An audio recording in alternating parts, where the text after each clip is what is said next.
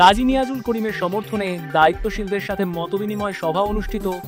ইসলামকে বিজয়ী করার লক্ষ্যে হাত পাখা প্রতীকে ভোট দেওয়ার আহ্বান। ব্রাহ্মণবাড়িয়া ৩ সদর বিজয়নগর আসনে পীর সাহেব চরমোনাই মনোনীত ইসলামী আন্দোলন বাংলাদেশের এমপি প্রার্থী আলহাজ মাওলানা গাজী নিয়াজুল করিমের সমর্থনে সংশ্লিষ্ট আসনের দায়িত্বশীলদের সাথে মতবিনিময় সভা অনুষ্ঠিত হয়েছে। সোমবার বাদ মাগরিব কাউতলীস্থ স্বপ্নতরী কনভেনশন হলে এ সভা অনুষ্ঠিত হয়।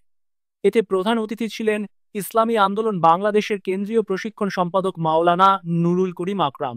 সংগঠনের জেলা সভাপতি অধ্যাপক মাওলানা আবুল কালাম আজাদের সভাপতিত্বে ও নির্বাহী সদস্য মাওলানা শাহ মোহাম্মদুল্লাহর সঞ্চালনায় এতে বিশেষ অতিথির বক্তব্য রাখেন।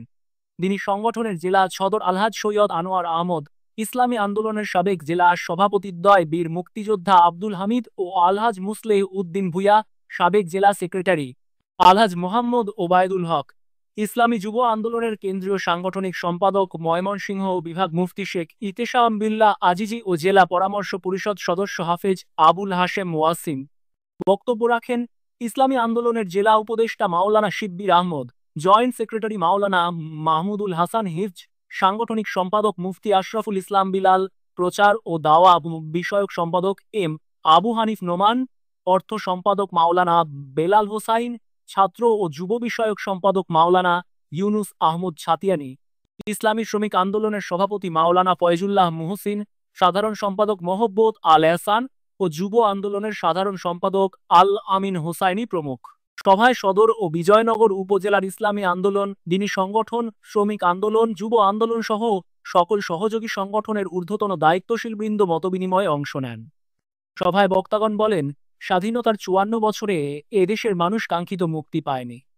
আওয়ামী লীগ, বিএনপি ও জাতীয় পার্টি এই দেশকে দুর্নীতি, দুঃশাসন, খুন, গুমের স্বর্গরাজ্যে পরিণত করেছে। এই দুরবস্থা থেকে মুক্তি পেতে ইসলামী শাসন ব্যবস্থার কোনো বিকল্প নেই। তাই আগামী জাতীয় সংসদ নির্বাচনে ইসলামকে বিজয়ী করার লক্ষ্যে হাত পাখা প্রতীকে ভোট দিতে হবে। সভা শেষে ব্রাহ্মণবাড়িয়া ৩ আসনভিত্তিক নির্বাচন পরিচালনা কমিটি গঠন করা হয়। এতে আহ্বায়ক হিসেবে মাওলানা মাহমুদুল হাসান হিফজ, যুগ্ম আহ্বায়ক মাওলানা আবুল ফজল কামাল ও মাওলানা মাহবুবুর রহমান, সমন্বয়কারী মাস্টার মাহফুজুল ইসলাম রিপন, যুগ্ম সমন্বয়কারী মাওলানা ইমরান বিন তাহের ও অর্থ সমন্বয়কারী মাওলানা সৈয়দ আসাদুল করিমের নাম ঘোষণা করা হয়। আপনাদেরকে নিয়ে এই নির্বাচনী করি আমাদের পার হওয়ার জন্য অনেক সহায়ক হবে ইনশাআল্লাহ। আমি আপনাদের কাছে কৃতজ্ঞ, আপনাদের শুকরিয়া, আল্লাহ তাআলার কাছে উত্তম প্রতিদানের দোয়া করি। এবং আপনারা এক একজন এক এক কমিটির নেতা, আর এই চেহারাগুলো আমার বিশ্বাস বাম দল যারা করে না এরা হাজার নেতার চেয়ে আমাদের এক নেতা এর চেহারা বেশি। এই লোকগুলা আরেকটা কথা কি জানেননি, অনেক দল আছে বাংলাদেশে, এতগুলা লোক সারা দেশে নাই। আমাদের চেয়ারম্যান সাহেব টকশোতে বলছিল বাংলাদেশে এমন রাজনৈতিক দল আছে এক সেঞ্চিতে সব লয়, 5 জনের বেশি নাই। আলহামদুলিল্লাহ, অনেক শুকরিয়া, অনেক শুকরিয়া। আপনারা যে সুন্দর মতামত দিয়েছেন, সুন্দর কথা বলছেন, আমি আপনাদের কাছে অনেক কৃতজ্ঞ।